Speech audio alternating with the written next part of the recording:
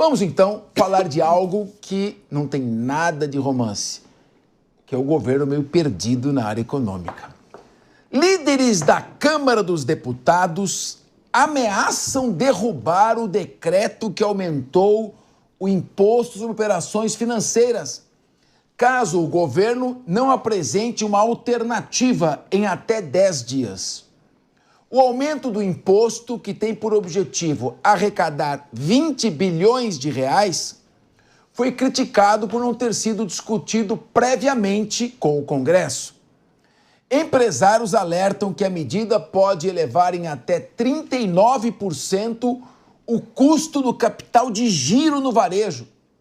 Isso afeta principalmente pequenas e médias empresas. O presidente da Câmara dos Deputados, Hugo Motta, afirmou que a insatisfação é generalizada e que o governo precisa propor uma solução duradoura e consistente. Caso contrário, o Congresso poderá votar um projeto de decreto legislativo, que é um instrumento do Congresso Nacional que anula decretos e medidas administrativas do governo. Bom, Mônica, faz tempo que o Rodolfo Marins não fala, ele até fez um sinal com a boca, estou comendo pipoca aqui, todo mundo está discutindo. Então eu vou começar com ele, depois eu vou falar com você, e aí sim, como o Paulo Loyola falou antes da Maria de Carli, ele depois da Maria de Carli. Muito bem.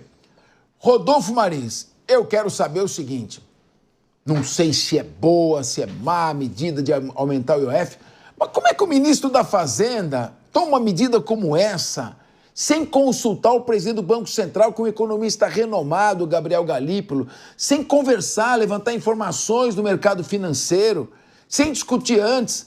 Está parecendo, a condução econômica desse governo está parecendo aquelas birutas de aeroporto que não sabe para onde vai. Ou será que eu estou sendo muito ácido?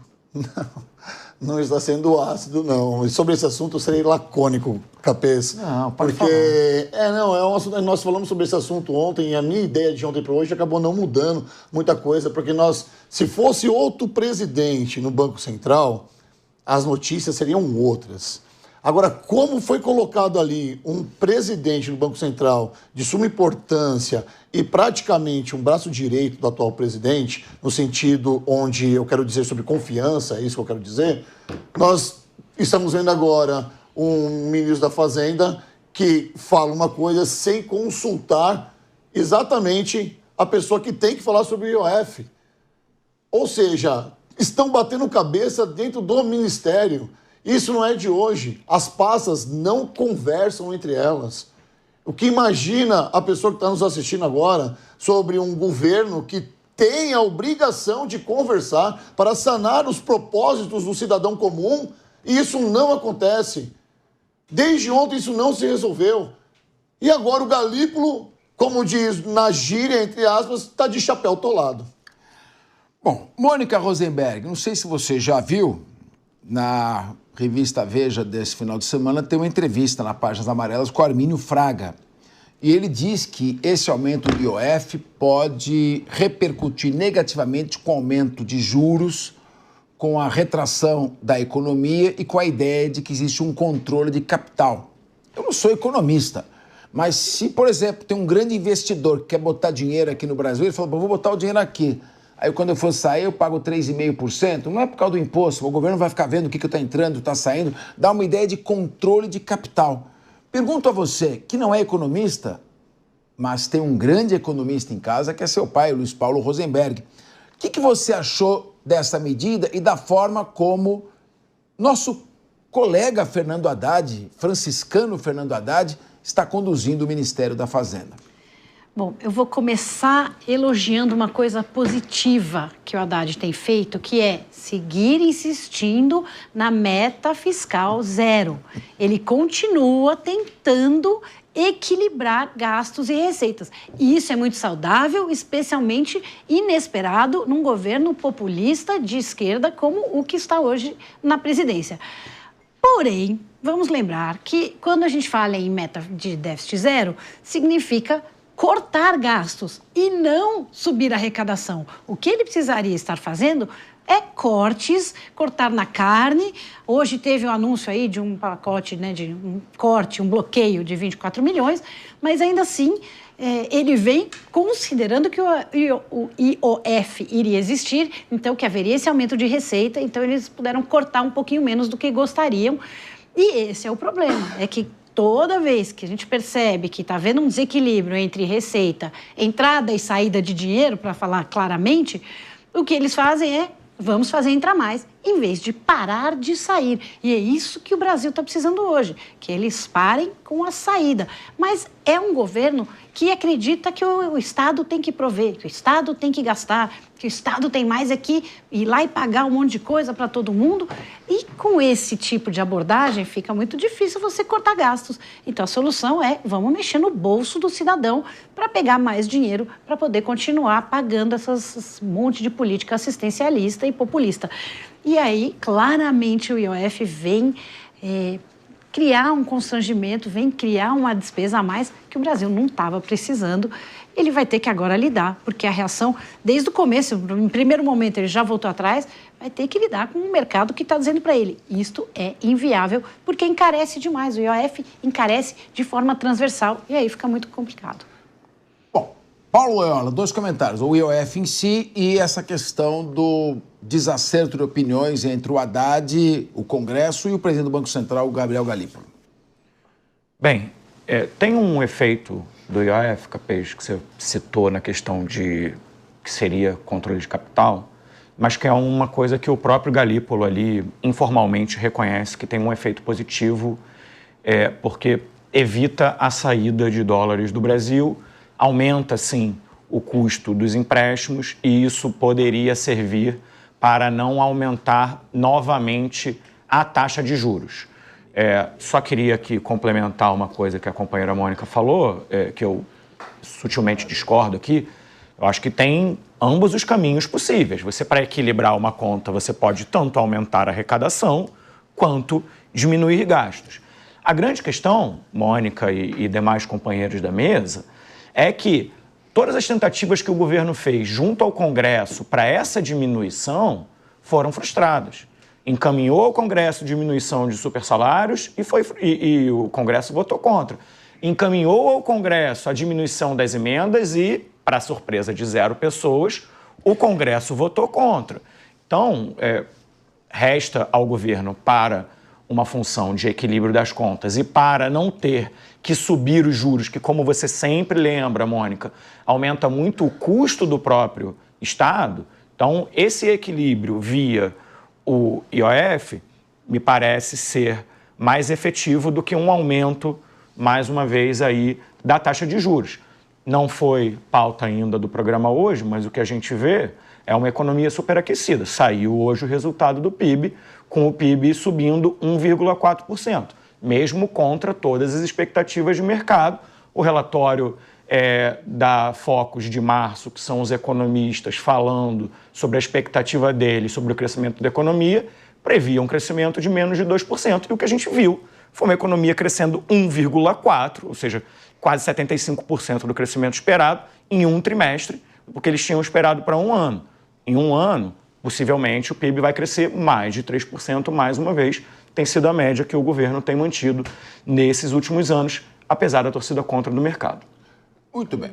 Quer falar, Maria de Carlos? Eu quero. É porque o que eu vi é o seguinte, a crítica que foi feita é que o governo está desesperado para aumentar a arrecadação de qualquer maneira e esse aumento do IOF não seguiu nenhuma estratégia ou planejamento econômico. Foi puramente uma vontade de aumentar a arrecadação porque o governo não consegue parar de gastar.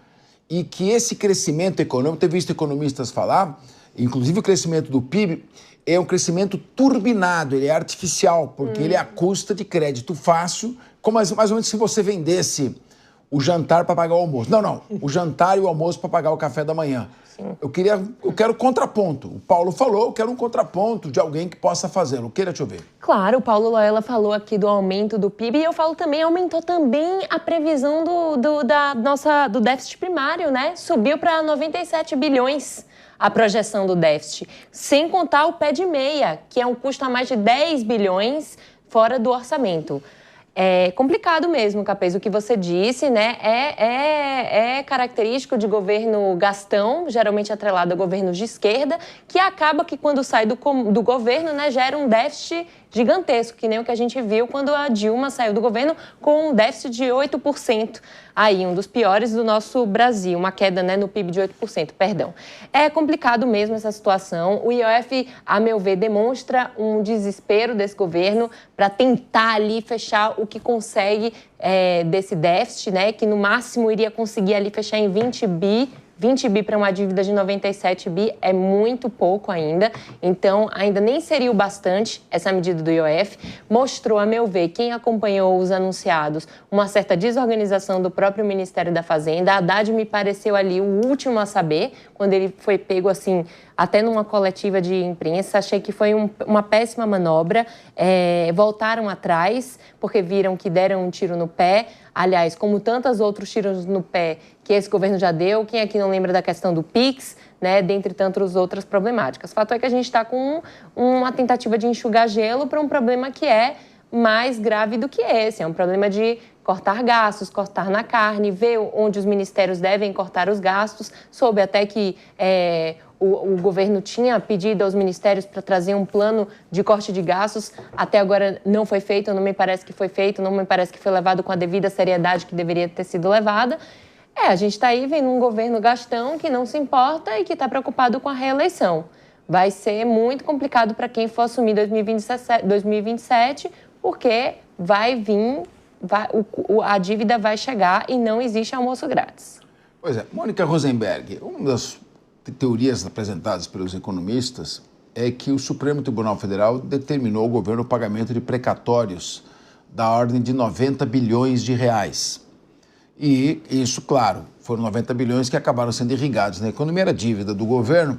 Isso provocou um aquecimento momentâneo, porque as pessoas com dinheiro tendem a gastar mais. E ao gastar mais também provoca aumento da inflação, aumento de juros. Estou dizendo o seguinte, nós estamos vivendo um momento que é preciso ter cuidado, porque para que isso não se desenvolva uma recessão, ou você acha que está no rumo certo, na plataforma certa? Porque diz os psiquiatras que a toda crise de euforia segue-se inevitavelmente um processo depressivo. A toda alta de euforia econômica segue-se uma depressão econômica. Nós ainda não estamos num momento de euforia econômica e não vejo a recessão, assim como eu tenho falado que a inflação, a hiperinflação não são perigos reais e que a gente pode, sim, começar a falar em, pelo menos, parar de subir juros e, eventualmente, começar a cair.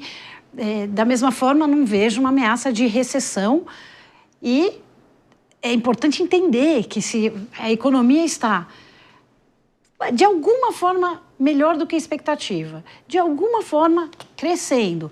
Nós vimos a taxa de desemprego aí que caiu, nós vimos essas taxas todas de crescimento começando a aparecer bem. Está na hora de começar a cortar juros, porque os juros provocam não só a alta do custo do Estado, ela falou bem, mas quebradeira de empresas. As empresas não conseguem mais com essa taxa de juros. E aí eu vou dar uma cutucada aqui, porque eu sou essa pessoa. Nós reclamamos muito, vi muita gente falando, puxa, mas esse aumento do IOF vai custar mais caro para quem faz compra no exterior, a grande massa das pessoas. Gente, pelo amor de Deus, o número de brasileiros que conseguem fazer uma compra no exterior é pequeno. Mas mesmo isso agora, é um debatedor que falou. Pois é. O Capês, e não é o Paulo Leal, que o pessoal fala que eu imito o Paulo, não é o Paulo Leal. O Capês, isso é pra Playboy gastar cartão de crédito na Disneylândia.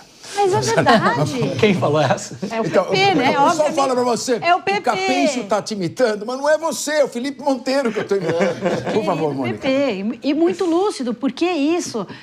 No começo, a grande discussão era o cartão internacional. Quem compra blusinha na Shein não está sendo prejudicado. E mais, né? O valor subiu de 3,20 para 3,50. Agora, a questão aí do mercado de capitais é mais preocupante, tanto que uma parte já, no primeiro momento, já foi derrubada. E a gente precisa ficar atento justamente para isso. Qual é a medida certa? Se vamos cobrar um pouco mais de imposto para quem está gastando muito, ou seja, quem tem muito dinheiro, isso faz sentido em qualquer país do mundo, porque senão como é que você financia? Existe uma necessidade de políticas públicas. O Brasil é um país que tem pessoas comendo lixo, sem esgoto, então é certo que é preciso gastar. Não do jeito que se gasta hoje, e nem não a quantidade, e especialmente com a falta de prioridade, falta de controles, falta de governança. Mas É necessário financiar o Brasil, é necessário atender os problemas da população. E aí quem vai ter que pagar? É quem tem mais dinheiro. É Robin Hood, eu sei, tá bom, vamos chamar de comunista. Não é isso. É entender que, de alguma forma, é preciso financiar esses projetos e não é tirando de quem está passando fome e nem de aposentado. Muito bem. A Mônica Rosenberg sabe muito, mas não pode ficar muito no economês e no juridiquês. Eu quero dar para um foco mais gostoso, que é a fofoca política. Isso é muito mais gostoso. Vende, né? Isso é muito mais gostoso. A gente fala, tá no movimento, tá certo? Então, eu queria te perguntar o seguinte, meu querido Rodolfo Marinho. Pois não. O governo aumentou o IOF. Deu um burburinho lá dentro do governo, os banqueiros foram reclamar, não sei o quê, volta, não volta, e o Congresso falou, vai sobrar para nossas emendas parlamentares. Então nós vamos derrubar isso aqui com um decreto legislativo, um projeto de decreto legislativo, um PDL, e derruba essa medida do governo. Sim. Desmoralização para o governo. Sim. Mostra a falta de sintonia com o Congresso Nacional. E é claro, ali aqueles deputados de sempre já vão lá no Supremo Tribunal Federal derrubar a medida. Claro. Ao derrubar a medida, não é que eles ficam com raiva do Supremo, eles têm medo. Isso é fofoca. Vão ficar com raiva do governo. Claro. Como é que você vê este imbróglio político que o Haddad colocou o governo? Ou o governo recua e mais uma vez assume que errou, porque errar é humano, retroceder no erro é até sábio, mas tudo no limite, né? Quando que esse governo assumiu o erro? Desculpa. Então, agora, não, vamos lá. Eu quero saber o seguinte. O que você faria, meu querido, nesse caso? Retrocede, peita o Congresso para ter o PDL, e aí tem que ir no Supremo caçar o PDL, e aí já cria um conflito geral. Jamais. Porque tem muito parlamentar falando, o governo errou, é hora do Congresso fazer o papel do bom moço, de dizer que nós somos contra a gastança e contra a alta tributária. O governo botou no colo do Congresso isso. Eu quero ouvir você, porque aí é fofoca pura. Capês botou no colo do Congresso, e o Congresso, como grande articulador, vai lá e vai colocar panos quentes em cima, vai chamar para conversar, como já tem feito, para recuar essa alta do IOF. É óbvio, nenhum parlamentar quer perder de fato ali a sua mamada das emendas parlamentares. Ou seja, essa fofoca é gostosa de ouvir, mas eu quero muito saber o dia que o governo vai assumir que errou de alguma forma, ou uma nota esclarecendo que essa alta do IOF ia prejudicar o país, sobretudo os banqueiros, e isso não vai acontecer nunca. Eu queria mandar um abraço ao Piperno, querido, um abraço a você, meu querido Piperno, que esteve aqui nos visitando aqui. Paulo Loyola, não fique assustado, são coisas espirituais. Eu queria te ouvir. Desculpa, fiquei aqui. Gente, Mas vamos lá. Em relação a essa questão do decreto e do IOF. Volto a dizer, a Câmara, quando foi instada a cortar na própria carne a questão das emendas proposto pelo governo, votou contra. E aqui estou falando questões que, inclusive, já foram ditas por todos os outros companheiros. A gente tem um processo corporativista super comum no Brasil, onde ninguém quer pagar a conta dessa diminuição. Quando se tentou cortar os supersalários, a mesma coisa. E agora, muito possivelmente, o Congresso vai ter que fazer algum tipo de concessão para a questão do IOF, porque senão, porque já existe uma lei que obriga que, se houver uma diminuição da previsão orçamentária, tem que se diminuir proporcionalmente também das emendas. Isso causaria uma diminuição de 12 bilhões nas emendas atuais, o que, obviamente, não interessa ao Congresso. Então, eu acho que o que a gente vai ver, no final das contas, é um Congresso que fala, que é o Hugo Mota reclamando, é deputado do PL falando que vai fazer greve de fome, mas o que a gente tem, na real, é uma negociação para que as emendas sejam mantidas, porque isso é do interesse do Congresso. Um último ponto aqui também, só para agregar a fala da companheira Maria, que ela falou em relação à estimativa de déficit do governo. E eu queria lembrar que, assim como o Boletim Focus, que errou 95% das previsões que fez nesses últimos anos, essas previsões de déficit, por exemplo, relacionadas a 2024, e eu lembro que eu vim aqui várias vezes no programa E várias vezes a gente falava que ia ter um déficit absurdo dentro do governo. Isso não se concluiu. O que a gente viu foi um resultado do governo dentro da meta, mesmo pagando precatório, mesmo com os gastos do Rio Grande do Sul, a gente viu o governo atingindo a meta. Quando a gente vê o governo cortar mais de 30 bilhões de gastos, isso também vai na direção de cumprimento desta meta. Portanto, o que a gente tem visto é um governo que está se esforçando sim, os fatos, está se esforçando sim para o cumprimento das metas fiscais relacionadas a ele. Muito bem. Olha, pessoal, o direito perdeu um talento, ainda dá tempo. O Paulo Heller, aquele advogado, quando tá o que ele vai falando calmo, tranquilo, tal. E ele falou tanto que foi o nosso tempo, não dá nem tempo de fazer uma tréplica aqui, ô Maria de Carli. Pois é. Então eu vou fazer o papel de dizer o seguinte, com tudo que ele falou, nós vamos pagar R$1 trilhão de juros só esse ano. Tá bom pra você? Eu quero mandar aqui um abraço pro nosso deputado federal, não votei nele, mas o nosso deputado, que é o brasileiro Nicolas Ferreira, um jovem talentoso que faz aniversário hoje. Parabéns a você, filho, muitas felicidades.